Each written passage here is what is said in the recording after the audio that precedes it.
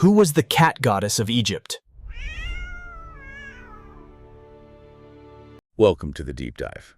We've got this fantastic set of sources you sent in articles, bits of research, notes, all focusing on one of ancient Egypt's really compelling figures. Yeah, thanks for sending these. A great collection. Lets us dig into a goddess everyone sort of thinks they know, but the real story, much deeper, more complex. We're talking about Bastet. Mm-hmm. And yeah, for most people, that name probably brings up, a calm cat image, maybe a cat-headed woman, home, warmth, that kind of thing. But as soon as you look at these sources, that picture, it's just like the final chapter of a much longer and frankly, much wilder story. Exactly. So our mission here is to unpack what these sources tell us. Her origins, which are pretty surprising, the huge range of roles she had, how central her worship actually was. And really what she meant to the Egyptians over, well, millennia. It's a journey from this raw, almost terrifying power to something much more like gentle protection. We'll get into that incredible connection Egyptians had with cats, the sheer scale of devotion to her. It's almost hard to grasp today, isn't it? Absolutely. And that mix she had of being an obvious defender, but also having this subtle, unseen influence. It's quite the package. So let's dive right in. Yeah. Who was Bastet before the cat we all recognize? Yeah. How did she change so dramatically? And why were cats so incredibly important? So sacred. What was her worship, especially at that massive festival, really all about? Let's find out. Where do these sources start us off? Her earliest appearances. Okay, yeah. So the sources show she appears really early in the Egyptian records. We're talking mentions way back in the Second Dynasty. Second Dynasty, that's what, roughly 2890 BCE? Exactly. So yeah, nearly 5,000 years ago. And the way she looks back then, not the image we have today, not at all. Right, no gentle cat there. Definitely not. These texts are clear. Her original form was a fierce lioness, a warrior goddess. A lioness, like Sekhmet. Precisely like Sekhmet. They shared that role, that powerful lioness imagery. Sekhmet, the powerful one, often quite terrifying, linked to war, plague, but healing too. So way back then, Bastet and Sekhmet were almost interchangeable. Two sides of the same coin. That's what the sources suggest, yeah. Like two facets of the same fundamental divine force, both embodying that really potent, formidable lioness power. Protection through, well, destruction if needed. Bastet was firmly in that camp initially. Okay, but obviously that changed. Somewhere along the line, the lioness softened. How did that happen? How did we get to the domestic cat? It seems to have been a very long, very gradual process, a differentiation over time. Sekhmet, she sort of kept hold of that primary fierce warrior avenging aspect. Right, she remained the powerful one. Yeah, whereas Bastet, her image, her main associations, they started to, let's say, mellow. She began to be shown more and more as a domestic cat or a woman with a domestic cat's head. Representing the gentler side of feline power. Exactly. Protection of the home, warmth, motherhood, joy, music. Those kinds of things came to the forefront for her. And this wasn't a quick switch. This took centuries. Yeah. Oh, absolutely centuries. The sources really point to this becoming quite noticeable during the Third Intermediate period, so much later than her origins, think maybe 1070 down to 712 BCE. Still a very long time ago, but yeah, a long evolution from the Second Dynasty. And by the time you get to the 22nd Dynasty, maybe 945 to 715 BCE, that change from lioness to major cat deity, it's pretty much complete, according to these texts. Interesting. And that later period, that's also when domestic cats themselves seem to become even more prominent in Egypt. That's a really good point the sources make. There seems to be a kind of mutual influence going on. As Bastet's image softened towards the domestic cat, the status and visibility of actual domestic cats in society also rose significantly. It's hard to say which drove which, but they definitely seem linked. So a huge shift in image and concept over maybe 2,000 years. What about her name? The sources mentioned a few different versions and some debate about what it actually means. Yeah, the name is another layer of complexity, isn't it? Bastet, the way we usually say it now, that's actually a later convention. They added that feminine suffix, the T sound at the end, probably to make sure the final consonant was pronounced clearly. Earlier on, she was often just called Bast. Okay, Bast. And there are other variations. Yep. The sources give us Ubasti, which is from Coptic, the later stage of the Egyptian language, and Bubastis. Bubastis. That's the Greek name for her main city, her cult center, right? Exactly. And the name of the city got associated directly with the goddess herself, especially by the Greeks. Okay, so different ways to say it. But what about the meaning? The sources seem to hedge their bets a bit here. No firm consensus. That's right. It's one of those classic ancient mysteries. We've got several pretty plausible theories, but nobody agrees 100% on one. What's the leading theory then? Well, one really prominent idea mentioned by Egyptologists like Stephen Quirk and Geraldine Pinch in these materials is that it means she of the ointment jar. Ointment jar.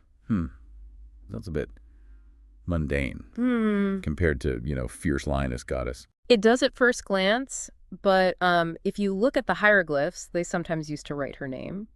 One of them is an ointment jar, this specific type of vessel called a boons. Ah, okay, so a direct visual link in the writing. Right.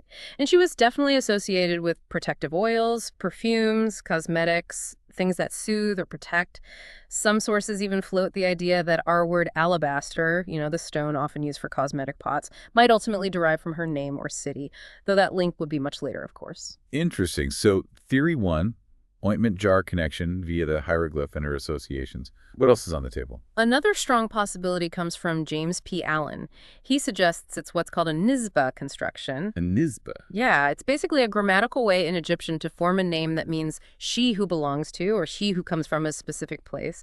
So in this view, her name Boost comes from a place named Bastet, and it just means she of Bastet. That makes sense too. Lots of Egyptian gods are named after their main town or region. It's a very common pattern, yeah. It anchors the deity firmly to their primary cult center. Okay. And there was a third theory mentioned involving the Greeks trying to make sense of her. Yes. You know how the Greeks love to find equivalents for foreign gods in their own pantheon? Right, syncretism. Exactly. They equated Bastet with their own goddess, Artemis.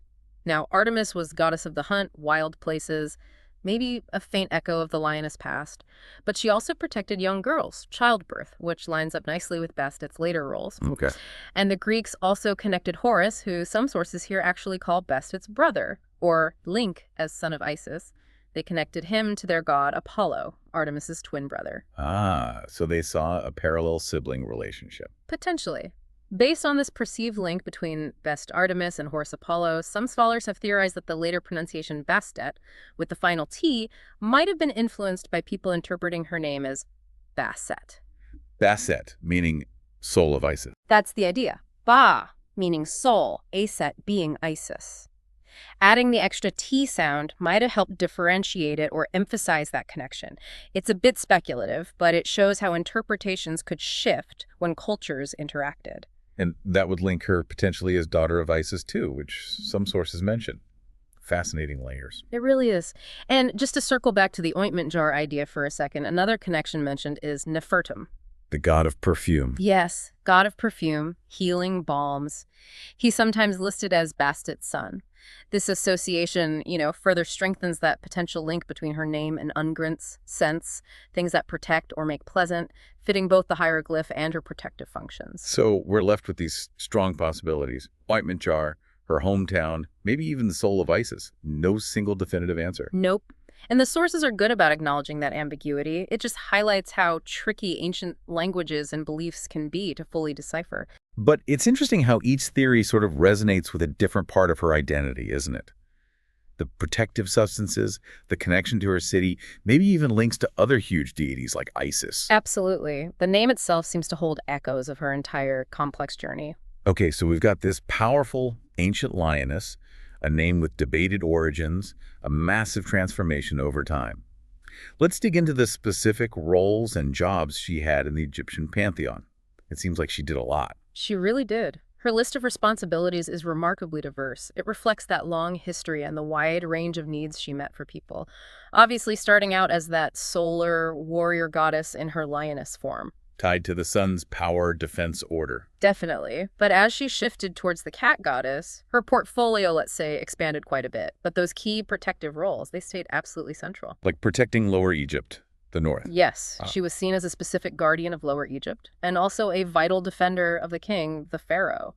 You often see imagery of her, or cats representing her, protecting the king. And maybe her most famous protective role, defending Ra. Crucial. She was seen as a powerful defender of the sun god Ra himself, especially during his dangerous nightly journey through the underworld. Her main job there was fighting off the embodiment of chaos, that giant evil snake, Atep. And one source suggested she might be Ra's daughter, along with Isis. making it a family duty to protect Dad. It adds that dimension, doesn't it? She was also strongly associated with the concept of the Eye of Ra. The Eye of Ra, that's that really potent, active, sometimes quite terrifying aspect of the sun god's power, right? Often embodied by goddesses like Hathor or Sekhmet. Exactly. So that association keeps Bastet firmly linked to her solar origins and that inherent fierceness, even when she's depicted as a cat. It's a reminder of the power within. Interesting. And the sources also link her to Wadjet. Yes, Wadjet, the cobra goddess, one of the oldest deities, also from the Delta region like Bastet city. Wadjet was sometimes called the Eye of the Moon. So Bastet has these strong solar connections via the Eye of Ra, but also this link to Wadjet and potentially the moon. It shows how fluid these divine roles could be. Okay, so protector of the land, the king, the sun god linked to the sun's eye and maybe the moon's. What about more sort of everyday protection? Oh, definitely. The sources really emphasize her role in guarding against more immediate personal threats. Things like contagious diseases, evil spirits, malevolent magic. Stuff that would have been a major concern for ordinary people. Hugely important. She offered divine protection against those unseen dangers, against illness. That personal connection was key to her popularity. Let's talk about her network, her divine family and colleagues. We've mentioned Sekhmet, Ra, Isis, Nefertum, Wadjet. Who else was she connected to? Well, in some myths, particularly those centered around Memphis, the great god Pa, the creator god, is named as her consort, her husband. Ta and Bastet, a powerful couple. And then there's Mahes. He's often identified as her son. Mahes, he's usually lion-headed too, right? Yes, often a lion-headed man holding a knife, or sometimes just depicted as a lion. He's a god of war, protection, storms, darkness, but also specifically a protector of the innocent. You can really see him inheriting that fierce, protective feline power from his mother. It keeps that lioness strength in the family line, so to speak. Makes sense. Now, you mentioned earlier a goddess named Maftet being the first feline deity. How does Bastet fit in with her? That's a really key piece of context the sources bring up. Maftet seems to predate both Bastet and Sekhmet as a prominent feline goddess. She was associated with justice, protection against snakes and scorpions, venomous things, and also execution. So protective, but also quite dangerous figure. Very much so. And the sources suggest that the early lioness forms of both Bastet and Sekhmet likely drew heavily on the iconography and the roles that Maftet had already established. It's like there was this pre-existing template in Egyptian thought for a powerful, protective, sometimes judicial feline goddess, and Bastet and Sekhmet emerged from or were strongly influenced by that earlier tradition. That gives a much deeper history to the whole feline goddess concept in Egypt. Okay. Shifting gears slightly, Bastet is strongly linked to fertility and motherhood. Yes, this became one of her absolute core domains, especially when she was predominantly seen as the domestic cat. And the reason is pretty straightforward. The sources suggest it's likely linked to the obvious fertility of domestic cats. They have lots of kittens, frequently. So Bastet became a major goddess associated with pregnancy, childbirth, and motherhood. Women would invoke her for safe deliveries, healthy children, conception. And her statues and images really drive this point home. They absolutely do. We talked about the shift from lioness to cat or cat-headed woman. But the key detail mentioned frequently in these sources is that she's often shown with a whole litter of kittens around her feet. Like specifically kittens. Yes, often 4 kittens, which is apparently a typical litter size. It's a very direct, very powerful symbol of her role as a good mother, a nurturer, and the bringer of fertility of many children. Sometimes she's shown just as a cat head, too. What about the things she's often holding? The sources mention specific items. Right. Very commonly, she holds a sistrum in one hand. A sistrum. Yeah. That's a kind of sacred rattle, isn't it? Used in rituals. Exactly, a musical instrument. And holding the sistrum directly links her to Hathor. Hathor was another major goddess associated with music, dance, joy, love, motherhood. And importantly, Hathor also embodied the Eye of Ra and had that dual nature, transforming from the destructive Sekhmet into a benevolent deity. So the sistrum ties Bastet to joy, music, celebration, and to Hathor. Okay, sistrum in one hand, and the other, often an aegis. Yes, an aegis. The sources describe it as this broad collar or sort of chest plate, often decorated prominently with the head of a lioness. Ah, so even when she's depicted as the cat or cat-headed woman, she's carrying this symbol with a lioness head. Precisely. It's a fantastic visual detail because it keeps her explicitly connected to her original fierce lioness power. It's like a constant reminder embedded in her image. The gentle cat still wields the power of the lioness. It really emphasizes that dual nature. What about the materials used for her statues? Anything significant there? The sources mention quite a few examples. Alabaster comes up frequently, which, again, might subtly echo that ointment jar connection we discussed. Right, the booze jar. And bronze cat figures are incredibly common finds, especially from the late period onwards. Thousands upon thousands have been found. It shows how widespread and accessible her worship became. People could have these small bronze cats in their homes or as offerings. And there was that specific example from Tutankhamun's tomb. Yes, a beautiful alabaster cosmetic jar, but the lid is sculpted as a lioness representing Bastet. That's from the 18th dynasty, much earlier than her main cat period, showing that the lioness imagery, especially on symbolic objects, definitely persisted alongside the developing cat form. It really hammers home that point. Even as the gentle cat, the protector of home, that underlying power, that potential danger, was never really forgotten.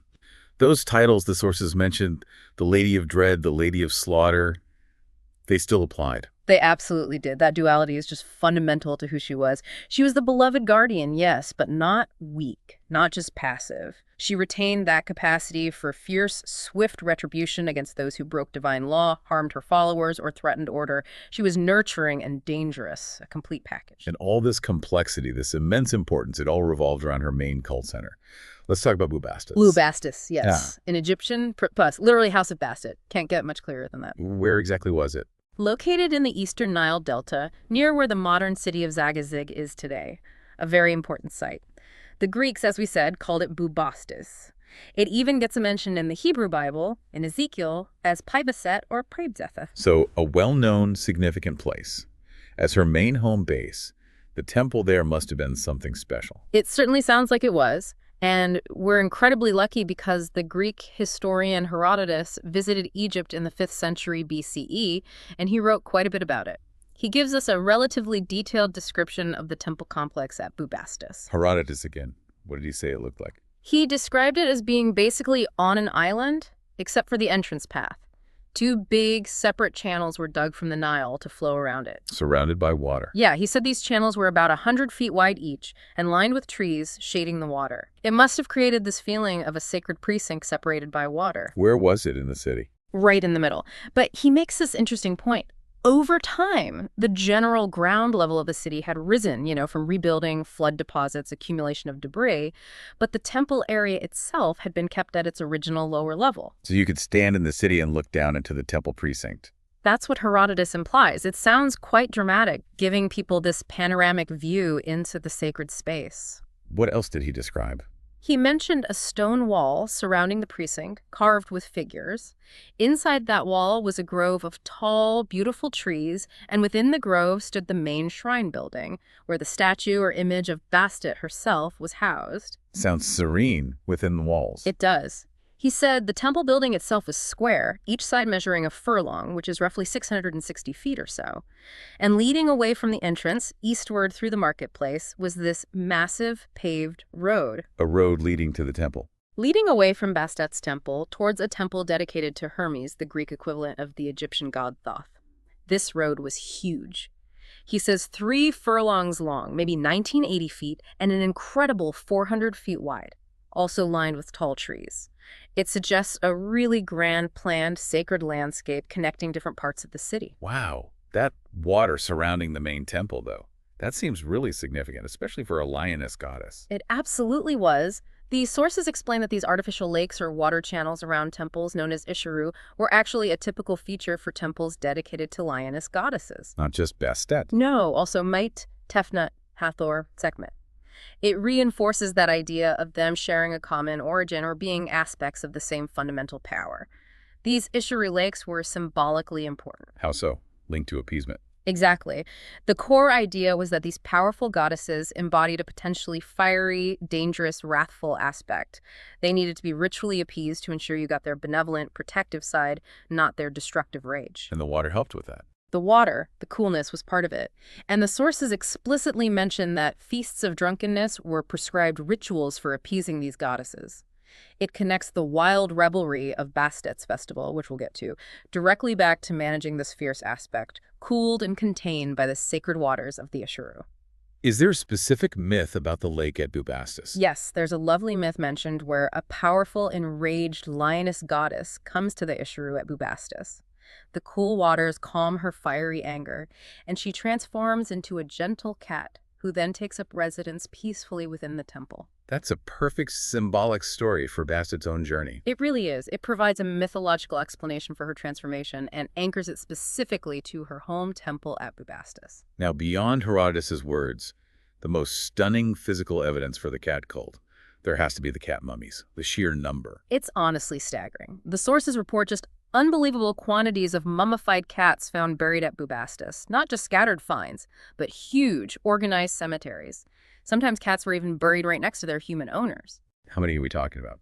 Excavations specifically at Bastet's temple complex at Bubastis unearthed, get this, over 300,000 mummified cats. 300,000. It's almost impossible to picture. It really is. It speaks volumes, doesn't it, about the depth of reverence for cats, the centrality of Bastet's cult. It's just undeniable physical proof on a massive scale.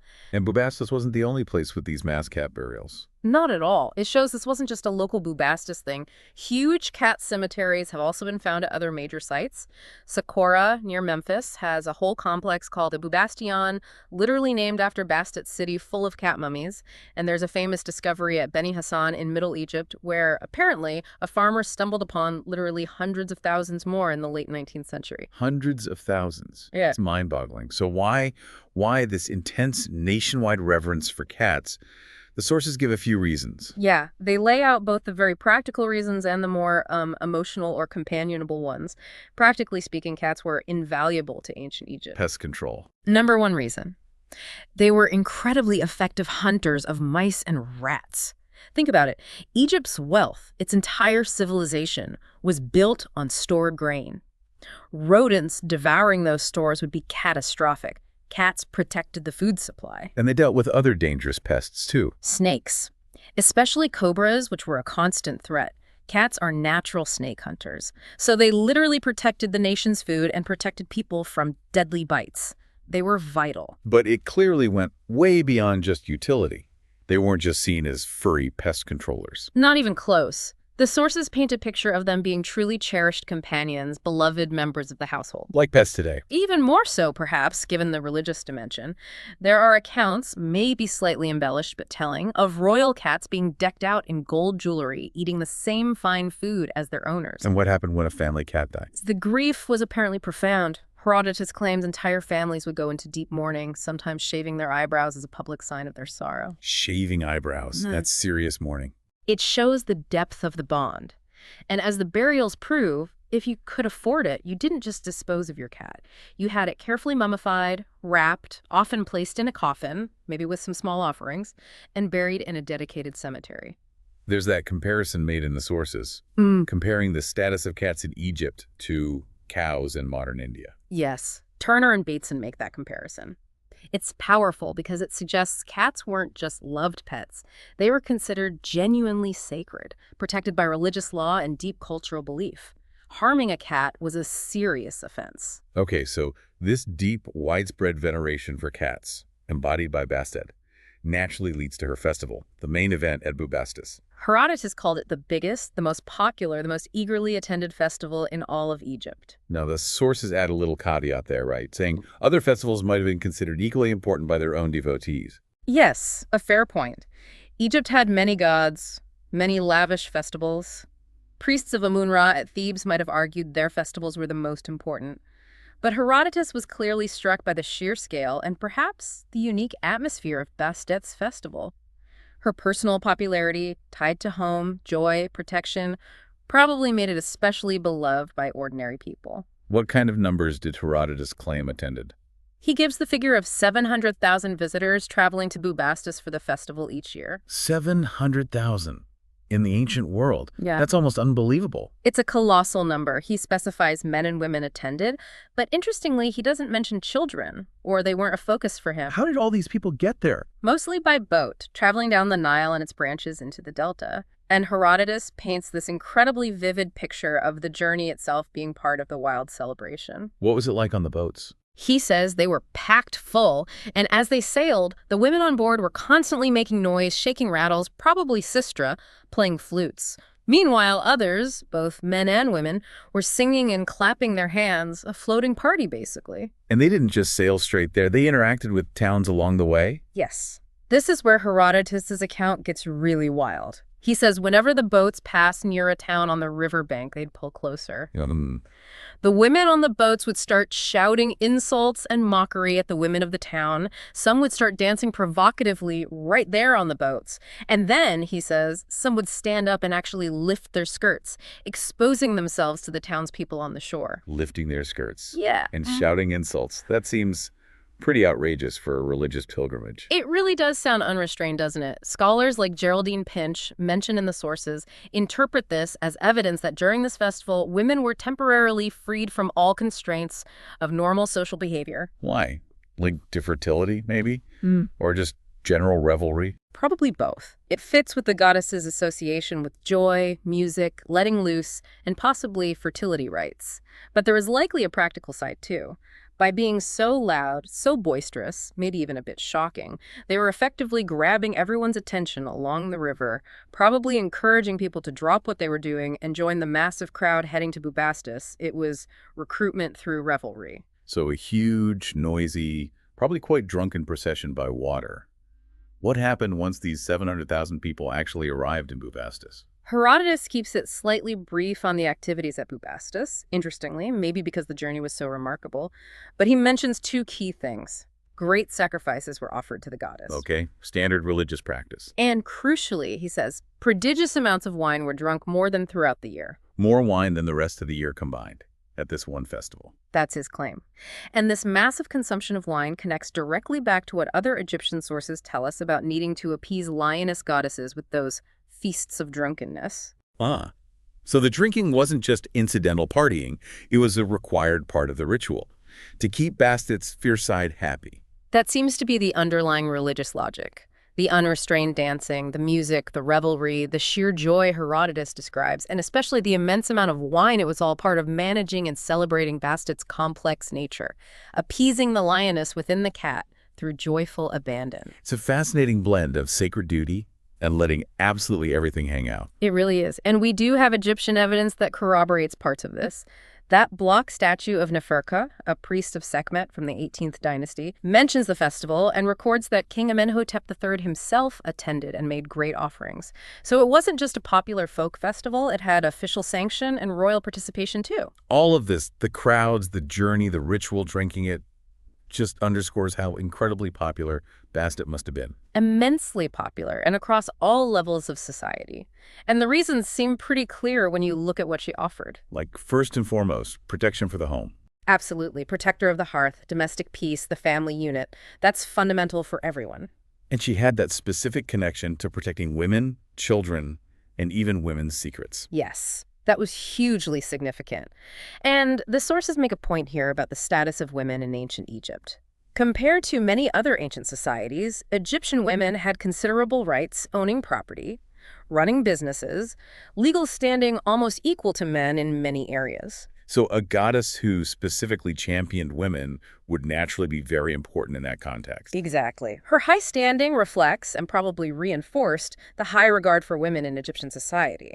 But her appeal wasn't just limited to women. Because every man had female relatives. Right. Every man had a mother, a wife, sisters, daughters. They all benefited from Bastet's protection, so men had just as much reason to honor her. It feels like she covered the absolute essentials of daily life and family well-being. And then there's the cat connection, which must have been a massive factor in her popularity, too. Undeniably. We talked about the practical benefits, killing pests, protecting food, which everyone appreciated, but also the companionship. Cats were seen as relatively low-maintenance companions, bringing comfort and presence to the home. Combining that everyday affection with her divine protection made her incredibly relatable and accessible. And the archaeology just screams popularity, doesn't it? Those hundreds of thousands of mummies are the loudest statement. Can't argue with 300,000 cat mummies at her main temple alone. But there's other evidence too, as the sources point out. Like amulets. Yes, vast numbers of small amulets depicting cats, or Bastet as a cat-headed woman, or just kittens have been found. These were incredibly popular personal items, worn for protection and good luck. They were common gifts, especially around the New Year. Why New Year specifically? The Egyptian New Year, like in many cultures, was seen as a critical transition point. The very end of the Old Year, sometimes called the Demon Days, was considered a particularly dangerous liminal time when evil forces might be more active. So you needed extra protection. Exactly. Bastet, like other powerful Eye of Ra goddesses, was seen as a potent force who could ward off these negative influences and ensure a safe passage into the new year, bringing blessings like fertility and prosperity.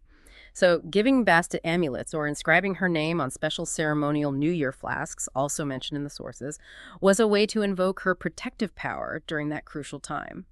It all paints a picture of deep personal devotion, which makes that famous historical anecdote about Cambyses II even more striking, the Battle of Pelusium. Ah, yes, the Persian invasion in 525 BCE. It's a story recounted by several ancient historians, and it dramatically illustrates just how deeply ingrained this reverence for cats in Bastet was. It literally impacted military outcomes. What was Cambyses' strategy again? He knew about the Egyptians' love for cats. He or his advisors certainly seemed to understand this core aspect of Egyptian culture. The story goes that for the decisive battle at Pelusium, the gateway to Egypt, Cambyses ordered his soldiers to do two things. First, paint the image of Bastet on their shields. Using the Egyptians' own goddess against them visually. Right. And second, as the Persian army advanced, they drove large numbers of animals ahead of them, directly towards the Egyptian lines. Critically, these animals included many cats. So the Egyptian soldiers are looking at an enemy charging them, hiding behind images of Bastet, and physically shielded by herds of animals, including sacred cats. Exactly. It put the Egyptians in an impossible position. According to the accounts, they were terrified of accidentally harming the cats or other animals, which would be a terrible sacrilege and deeply offend Bastet. Their religious scruples completely overrode their military training and duty. They couldn't bring themselves to fire arrows or attack effectively. Apparently not. They hesitated, were thrown into confusion, and the Persians basically walked over them. Their reverence for animals, particularly cats linked to Bastet, led directly to a catastrophic military defeat and the loss of their country's independence. It's an incredible, almost unbelievable story. The power of belief literally stopping an army. It's a stark illustration, and the historian Lioness, mentioned in one source, adds this rather grim postscript. After the surrender, Cambyses supposedly gathered up cats and contemptuously threw them into the faces of the defeated Egyptians, mocking the reverence that had just cost them their kingdom. Oof. A brutal way to rub salt in the wound. But the sources emphasize that even after this humiliation, even under Persian rule, the Egyptians didn't stop worshiping Bastet or venerating cats. No, absolutely not. Her popularity and importance continued right through the subsequent periods of foreign rule, Persian, Greek, Roman. She remained a major, beloved deity for centuries. Until the rise of Christianity eventually eclipsed the old gods. Yes, like the other ancient Egyptian deities, her formal cult eventually faded as Christianity became dominant in Egypt. But her image, her association with cats, her essence, had made an indelible mark. And one source even gives her a role in the afterlife, helping the dead. Briefly mentioned, yes, suggesting her protective influence extended beyond this life, guiding and assisting the deceased. It just adds another layer to her enduring, multifaceted appeal. She was far more than just the cat goddess. Okay, let's circle back to that core duality one last time. The gentle mother with kittens, but also the lady of dread, the lady of slaughter. That fierce aspect, it really never went away, did it? It seems absolutely fundamental to understanding her fully. The shift to the cat image didn't erase the lioness origin. That connection to Sekhmet, the raw power, was always there, under the surface or explicitly acknowledged in those fearsome titles. Her protection wasn't free, perhaps? There were consequences for crossing her or her followers? That seems to be the message. Her benevolence was immense, but so was her capacity for righteous anger and punishment. She maintained boundaries. And the sources give us that really fascinating, complex story as an example. The tale of Setna and Tabubu. Yes, a very famous story from Egyptian literature. It was actually written down during the Roman period, so quite late, but it features Prince Setnakamwas, who's based on a historical son of Ramesses II, known for his wisdom and magic. And scholars, like Geraldine Pinch, who's cited here, see this story as illustrating Bastet's punitive power. That's a prominent interpretation, yes, because of the role played by the character Tabubu. Okay, let's quickly walk through the story again. Setna does something wrong first, right? Yes, the setup is crucial. Setna, despite being wise, violates a tomb to steal a powerful magic book belonging to a long-dead mummy, A major transgression. Okay, bad start. Then he meets Tabubu.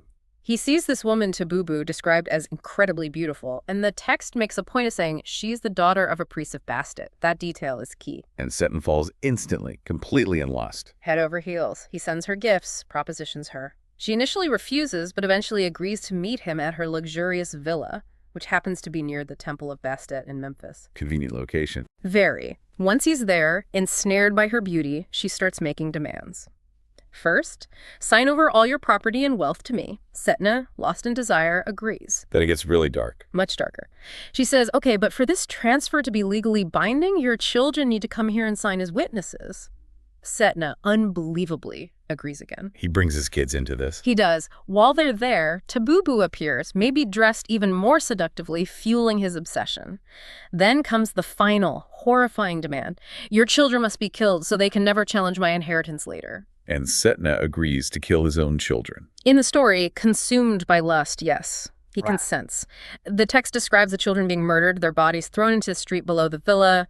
Setna thinks he's finally achieved his goal. He goes to embrace Tabubu. Yeah. And she lets out this blood-curdling scream. And instantly, poof, she vanishes. The luxurious villa vanishes, everything vanishes.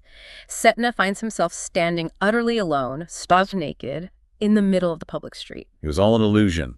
His children are perfectly safe. The pharaoh finds him like this, tells him his kids are fine, that the whole horrifying episode was a powerful, divinely sent illusion. Setna realizes he's been profoundly punished, tricked through his own weakness, ultimately because of his initial crime of robbing the tomb. He then rushes off to return the stolen book and atone. Wow. Okay, so how does the interpretation connect this back to Bastet herself? The link is Tabubu, being the daughter of Bastet's priest, and the location near Bastet's temple. Given the extreme nature of the punishment, a terrifying illusion perfectly tailored to Setna's vice, lust. As a consequence for his crime against the sacred dead scholars like Pinch, suggests Tabubu isn't just a human character, she's acting as a divine agent. Maybe even Bastet herself in human form. That's the interpretation. A manifestation of Bastet, intervening directly and powerfully to punish a serious offense against divine order and the sanctity of the dead. It shows Bastet not just as a gentle protector, but as a potential administrator of terrifying justice when necessary. It definitely reinforces that Lady of Dread side, and it serves as a pretty stark warning too, doesn't it? Absolutely. A warning against violating tombs, obviously.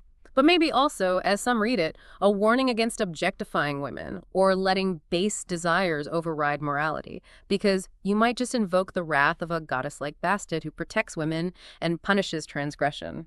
So, beyond these dramatic interventions and overt protection, the sources also mention Bastet's connection to something called subtle magic. What does that mean? Yeah, this points to her more pervasive, quieter influence, not just the big dramatic stuff, but a constant background presence. She was believed to have the power to actively ward off negative energies, bad luck, malevolent spirits from the home. Like an invisible shield. Sort of, providing this unseen layer of protection for the family and the household. She was also thought to bring good fortune, blessings, prosperity to those who honored her correctly. So it's not always about fighting APEP or punishing tomb robbers. It's also about creating a positive, safe atmosphere. Exactly. That's why those amulets were so popular. People wore them for this kind of constant, subtle protection and to attract her blessings into their daily lives. Does her connection to cats play into this subtle magic idea? Very likely. Cats, as we know, are often perceived as being particularly sensitive, aware of things humans might miss. They seem to have this intuitive sense, maybe even an awareness of the unseen or spiritual realm. That perception probably enhanced Bastet's association with guarding against hidden dangers and working her influence in subtle ways. So she's described as a guardian in the shadows, whose power works unseen. Yes, or the mistress of subtle magic. It suggests a power that isn't always loud or obvious, but operates quietly, effectively behind the scenes, safeguarding her people and their homes. It's such a fascinating range. From the lioness's roar, the terror of the Setna story, down to the quiet purr of the household cat and the subtle, almost background magic. She really covers the whole spectrum of divine authority, doesn't she? From that foundational, almost primal protective power of her origins, right through to the incredibly personal, intimate connection she offered as the guardian of home, family, and everyday well-being. Her story really takes you to the heart of Egyptian life and belief. And that really brings our deep dive into Bastet's world, using these fantastic sources you sent. to a close. We've traced this incredible journey, lioness to cat, warrior to mother, sun's eye to household guardian. We've looked at her huge range of roles: protector, nurturer, goddess of joy, music, dance, fertility, but also that lingering power as punisher and lady of dread. We explored Bubastis, her amazing temple city, imagined that absolutely wild festival Herodotus described, and really tried to grasp the depth of that sacred connection between Egyptians and cats, backed up by staggering archaeology. Her legacy is just so clear. Thousands of years of popularity, influencing history in unexpected ways like with Cambyses, and always embodying that complex blend of fierce power and gentle protection. The Setna story is such a potent reminder of that hidden depth. She really does remain this captivating figure, that mix of gentleness and fierceness, the domestic and the divine, the loud celebration and the quiet, subtle magic. Absolutely. A truly enigmatic and enduring goddess. It definitely leaves you thinking, doesn't it? What can Bastet, this goddess who spanned everything from cosmic battles to keeping mice out of the pantry, teach us about how ancient people understood power? Maybe it wasn't just brute strength, but this whole tapestry of protection, joy, fertility, community, and even those unseen influences. Or perhaps thinking about her deep bond with cats. Does it make us reconsider our own relationships with the animals in our lives? Do they offer insights, connections, maybe even a kind of subtle awareness that we tend to overlook in our busy modern world? And just seeing how much we could unpack about one deity from these sources, it really does make you wonder what other incredible stories, what other forgotten beliefs and profound mysteries are still lying hidden, waiting for us beneath the sands. So much still potentially waiting to be discovered. It's humbling. Definitely food for thought. Yeah. Thank you for joining us on this deep dive.